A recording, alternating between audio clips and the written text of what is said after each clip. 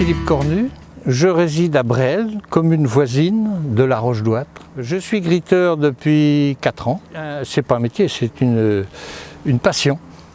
C'est un guide gratuit qui aime son pays et qui veut faire partager son amour aux gens qui l'accompagnent. Nous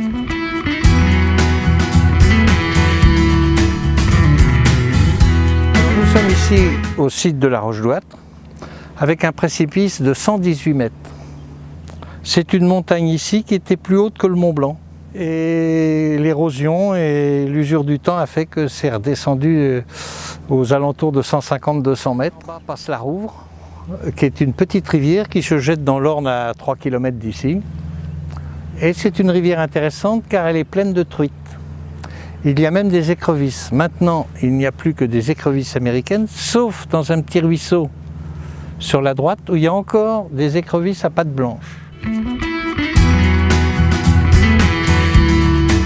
y a des fougères qui sont classées, c'est les osmondes royales, avec des orchidées magnifiques. Il y a beaucoup d'orchidées, surtout à cette époque de l'année.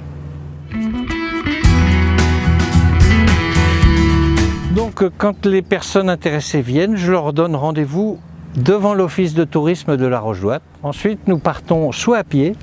Alors à pied, il faut compter 2h30, 3h. Pour des gens qui ont des difficultés, on peut faire la promenade en voiture. J'ai une autre corde à mon arc, ce sont les avions, puisque c'était mon métier.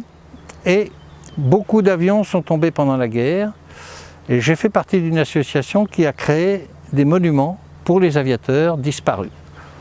Et il y en a beaucoup à voir. À ce moment-là, on fait usage de la voiture parce que les stèles sont éloignées les unes des autres. Ceux qui ont plus de temps, s'ils font appel à moi, je vais leur raconter l'histoire du charbon de bois qui était fabriqué dans la vallée. Je vais leur raconter l'histoire du comte de Frotté, le général de la chouannerie normande qui est venu se cacher dans la grotte, etc., etc.